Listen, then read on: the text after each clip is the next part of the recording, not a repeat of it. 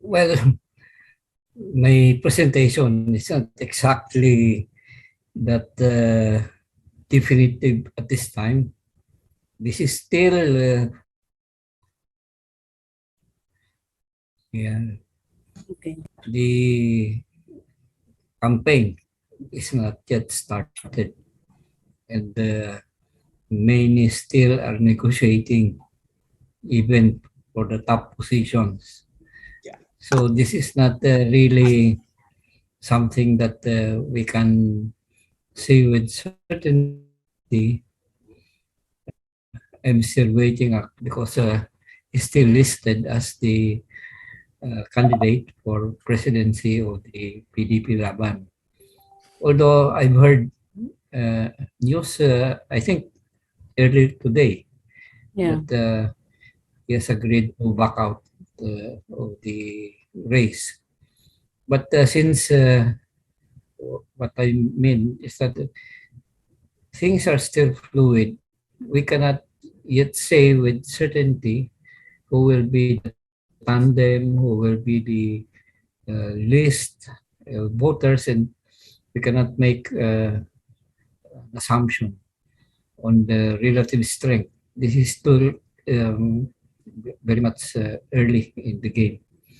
Uh, well, this is actually symptomatic of how President Duterte did his own campaign in the last presidential election when he actually submitted his name at the last minute in November.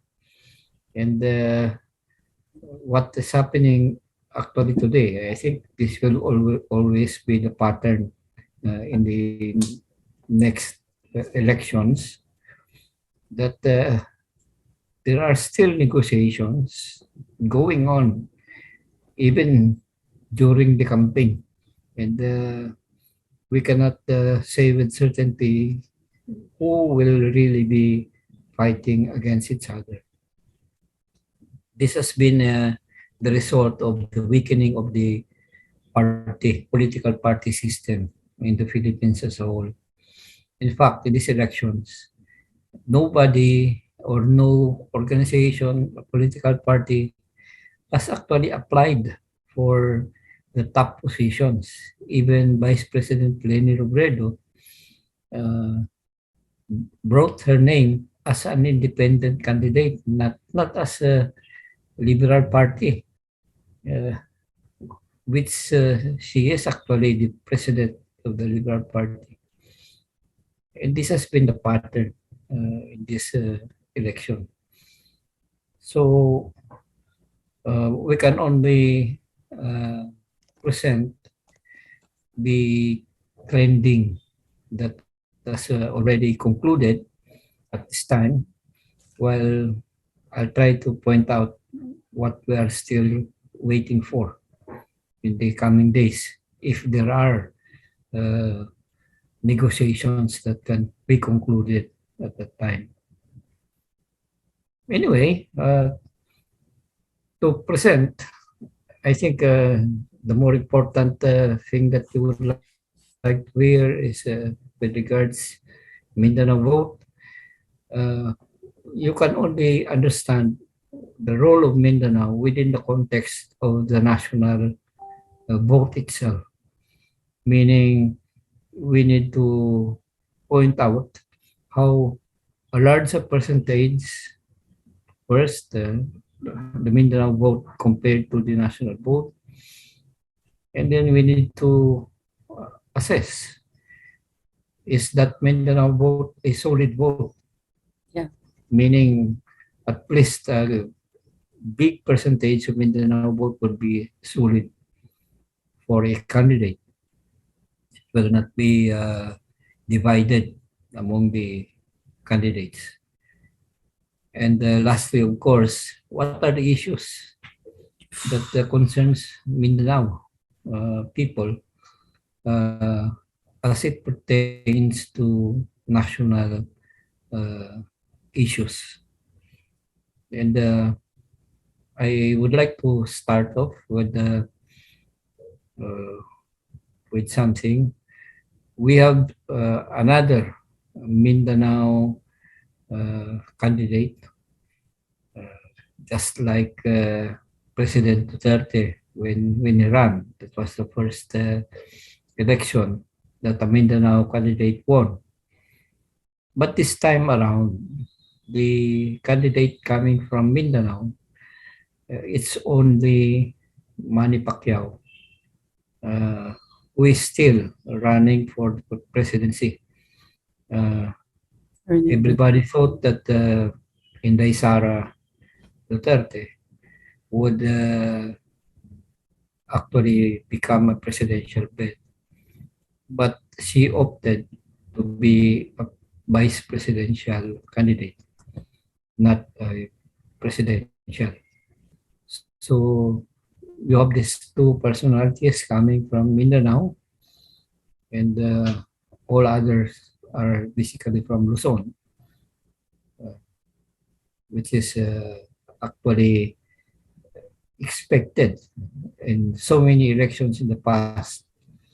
Uh, National electoral candidates usually come from the population-rich areas of the country. And this time around, we have Lenny Robredo, for example, from Bicol, that's Luzon.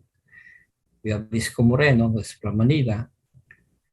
Uh, we have Lacson, uh, who is, I think he considers Cavite as his native province.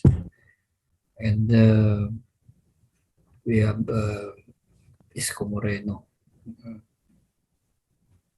This time around, Mindanao candidates, only Pacquiao and Inday Sara are at the top level position running for president or vice president. So you have to start from that reality and how Mindanao votes will reflect in the national vote will also be based on those two candidates. Particularly, it's Manny Pacquiao because presidential position is really the more substantive position. But unfortunately, at this time, we haven't yet heard much about his own campaign. I'm not really sure if he would carry out a campaign until the end of the campaign. Because my own suspicious there is they are still talking. The opposition as well as the administration side are still talking. This is the quality of these particular elections. That negotiation never stopped. As the COMELEC said, you can still substitute candidates until election day on the basis of either a candidate is replaced either by disqualification or through the death or inability to assume the candidacy. So this is one aspect of these particular elections that needs to be taken into account by all. That negotiations are still going on until I think just before the election day. Many are still negotiating, and you cannot be sure what the final outcome of the battle. Although these are bound by the rules of the COMELEC, uh, but you cannot prevent. And one major reason for that is this is a campaign where political parties who normally actually chooses the candidates, particularly at the national position, presidential, vice presidential, and senatorial, uh, are not actually prominent in these negotiations. And in this election, uh, the candidates themselves are not really announcing that they're running as party candidates. Even Vice President Lenny actually uh, brought her own candidacy as an independent. And then Bongbong Marcos had a little known candidate, little known party as the career was bid for presidency. The PDP Laban is supposed to be a ruling party, but it became divided. And suddenly, its own candidate uh, today actually withdrew from the candidacy. That's supposed to be the news today. But what is evident is that the role of political dynasties, political families have become prominent, and negotiations are actually being done at the level of those circles. A lot of negotiations are being done by, of course, by power brokers. Uh, Most prominent of which, of course, is the former president, Doria Macapagal Arroyo, who is actually instrumental in the negotiation for the uh, Bongbong Marcos Sara Duterte tandem. So this is the one of the realities that needs to be taken into account in this election. That makes also for a lot of uncertainty on what the final lineup would be, even at the level of presidential, vice presidential. Uh, in fact, at the senatorial level, we have some candidates who are in the senatorial list of all or most of the presidential senatorial listing. It is by no means strange that the senatorial candidates are identifying with the principal candidates, not with the party themselves. This is one election where party politics does not seem to be uh, dominant or even apparent. Uh, that's why it's very hard to define exactly where the lines are being drawn. And this is true for Mindanao.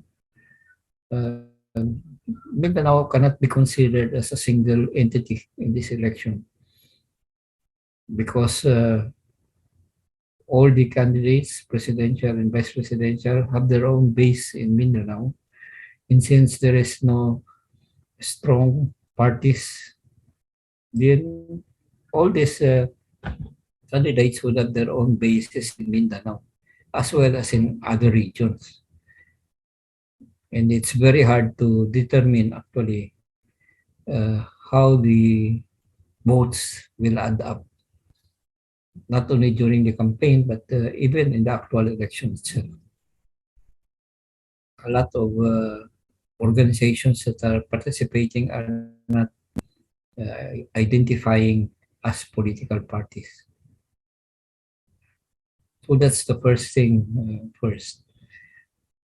Now, with regards the context, the national context, where we can put the Mindanao vote in its proper place, uh, given that the centers are actually with regards the presidential, vice presidential tandem. These are the center of gravity of various organized forces who are campaigning or will campaign. And therefore, you uh, you can look at the organizations or parties or party list groups who are identifying with these candidates. And that makes it doubly hard to determine the actual strength. And there is also a lot of new media, particularly the internet and social media, where there is no experience yet on how this type of media can deliver votes. And the third factor is that in the pandemic age, where a lot of in-person gatherings are prohibited or limited, we cannot be sure if the traditional methodologies of campaign are still capable of garnering the votes. Uh, with, with that observation, the Commonwealth has reported at least 40% of the votes now can be considered as youth vote. And this is a good sign that new voters will come into play, but it also adds complexity because we don't know the record how youthful voters will vote. A lot would really depend on the issues, on the conduct of the campaign, on the how useful are the new methodologies that being employed by candidates in order to see where the campaign will be going. But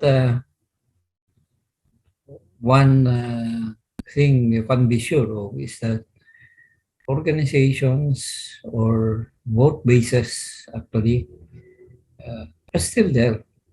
You don't know how they will actually uh, portray themselves during the campaign. But we can point out some of the key vote base of these candidates and look at the possible uh, trajectories of the candidates themselves in terms of the vote bases. Of course, I'll be concentrating on the president vice presidential tandems. These are the major ones. And the the key or the uh, groups that are in tandem uh, can be listed as the following. We have, of course, the Vice President Lenny Robredo led campaign, and then we have Lacson, uh, and then Marcos, and then Esco Moreno, and Manny Pacquiao. I'll not add the other candidates. There are, I think, 27 list, or there are some who are listed but not really on the level of possible winners.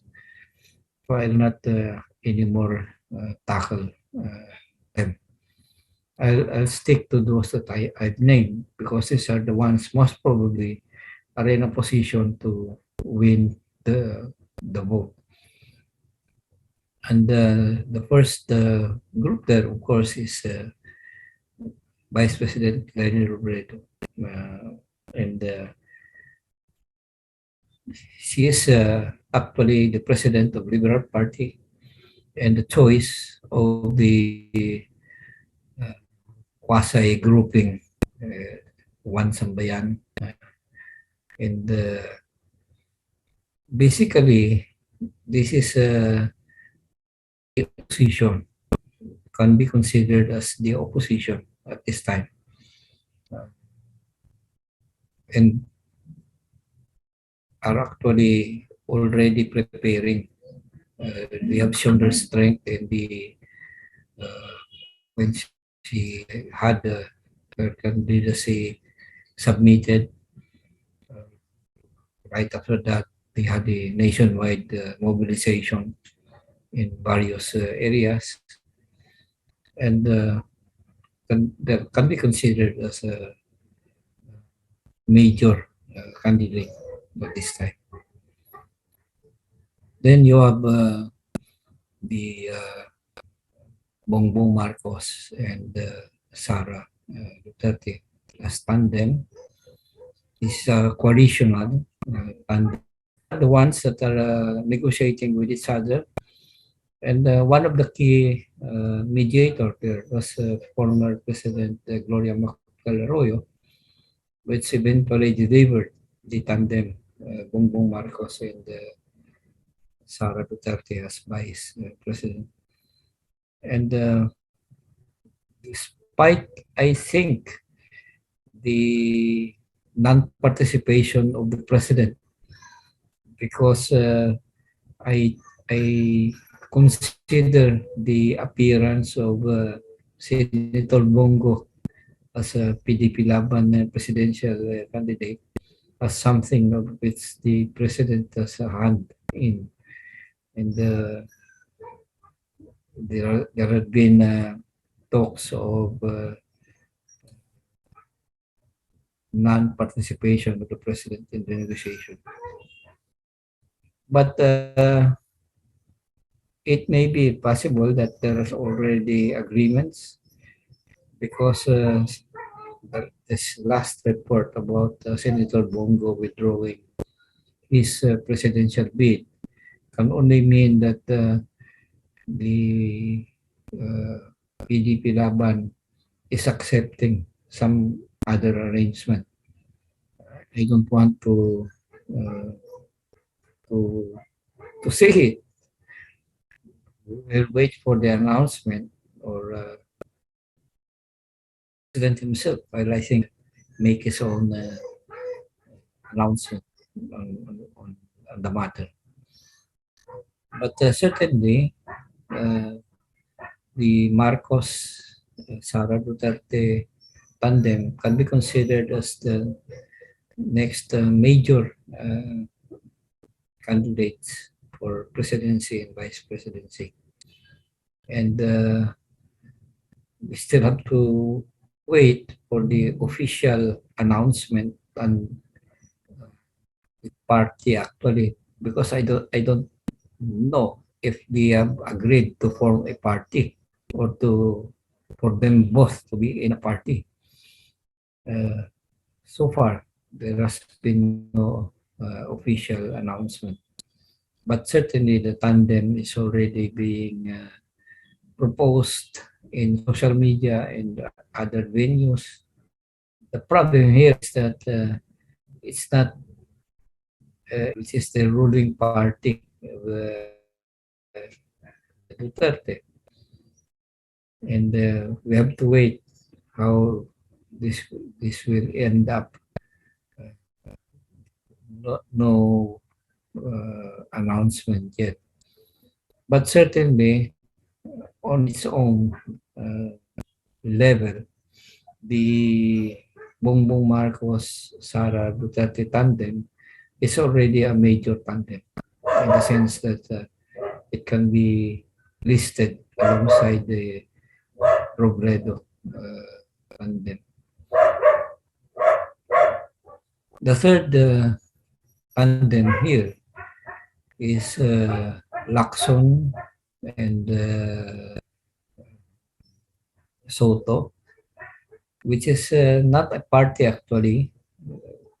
They are portraying themselves as a party, but basically they were the ones who decided to have their own campaign, and this has not yet been that solid in the sense that they are already campaigning, but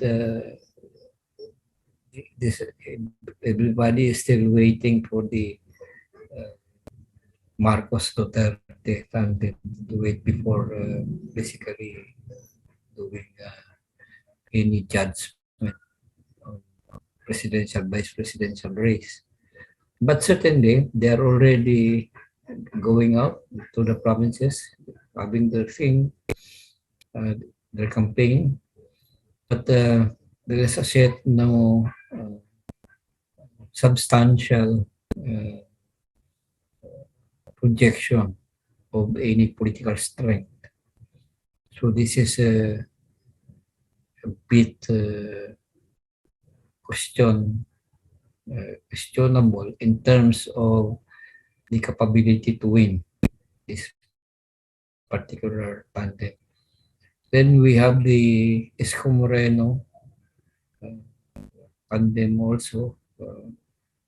But this one, actually, I heard of it a little over a year ago. And of all places, the first time I've heard the name, it's in the U.S. Embassy. And it was a surprise, actually, because uh, in meeting with the political operators uh, from the Trump Republican group, these American called me up and asked, what about Isko Moreno? And at the time, nobody has even heard that Isko Moreno is trying to run as a president. But it certainly turned, well, Moreno name came out in relation to the Trump assessment. There were people who came from Washington and asked around. They came up. I was one of those. They asked, and I was surprised that they brought up the name of Isko Moreno uh, and the basis of what I think is the possibility or probability that he can win in this election. But I later learned that basically they are basically asking us Republicans or Trump himself. And this has been an old possibility since there was a US election and Trump lost. The people I talked to actually came back to the US, and another group representing US President Biden and the Democrats. I heard that they were here early this year to try their own thing. I haven't talked to them, but they're certainly basically keeping themselves busy also. Certainly, the Philippine elections is a major concern of the US, particularly in the light of the uh, rivalry between the US and China for influence not only in the country but even in the region, and also as part of their contention for global influence. And the Philippine elections now actually has become much more competitive between these two powers, and it would do well for us, particularly in Mindanao, how that kind of rivalry will impact our elections, because the Biden administration certainly has a new analysis of regional balance of forces as well as at the international level of relations with China. So it becomes a bit more important for the US to be active in these elections. Not only in this election, but actually the new administration that would win is expected to come under a lot of influence, peddling, or pressure from the US to be aligned with its own position in this part of the world.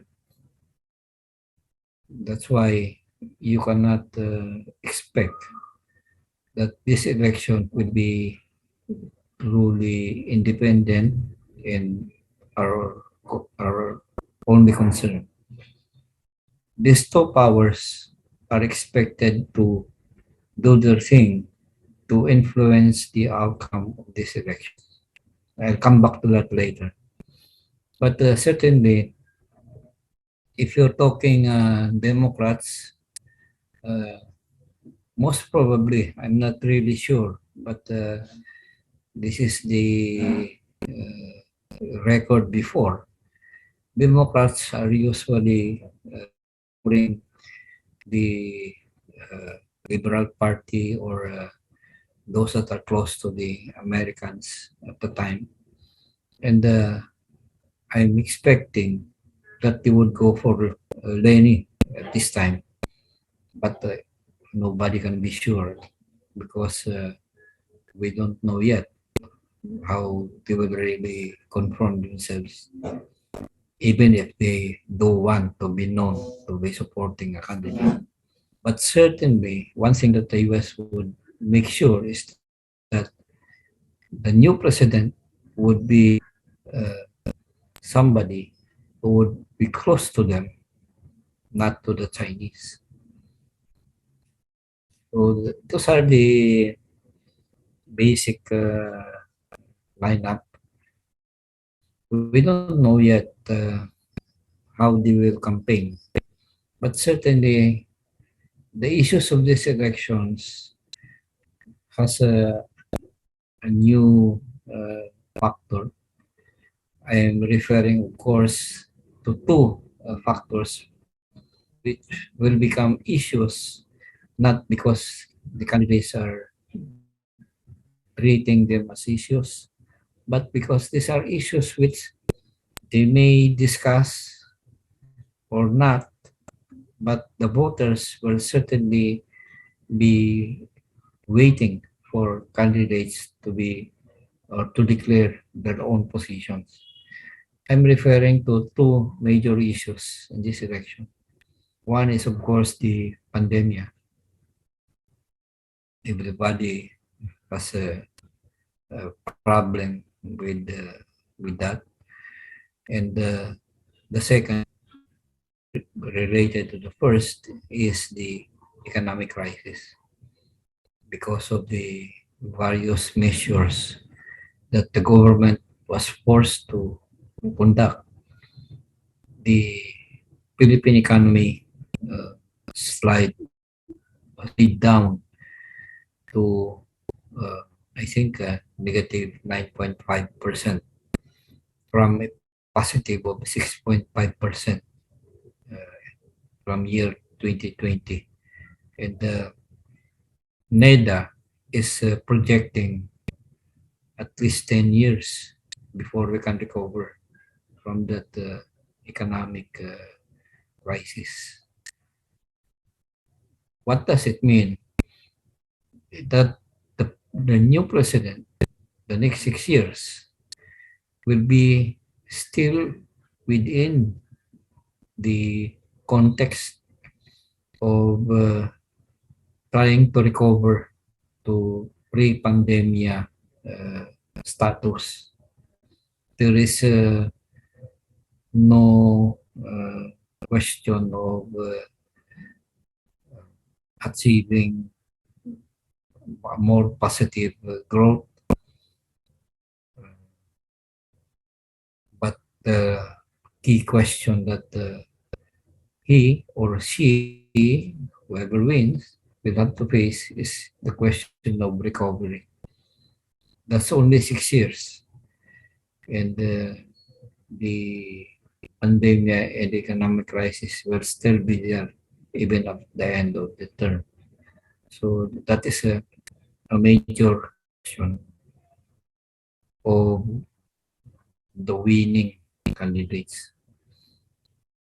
But if we have a wrong choice, not only will we cannot recover, but we may be in for more crisis. So this is a very crucial election. If we don't get elected somebody who is capable of leading us down the road to recovery, we would have that problem not only for 10 years, but even more than that. Mm.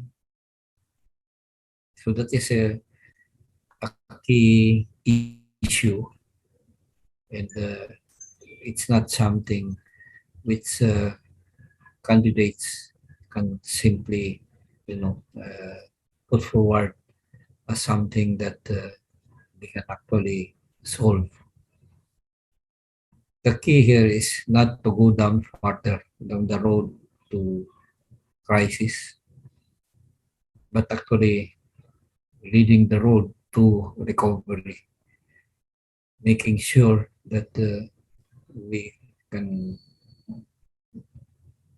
get out of the well of the pandemic and the economic crisis as a result. Mm. So these are the two major issues. There may be other issues in these elections, the usual issues, corruption, and so on.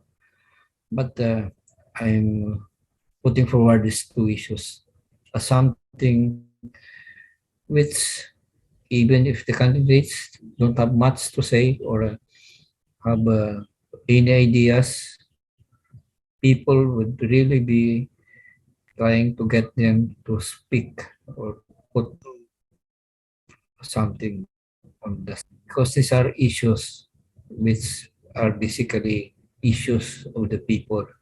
These are issues of the voters, not issues of the candidates. Mm. So I'm stopping here. Okay.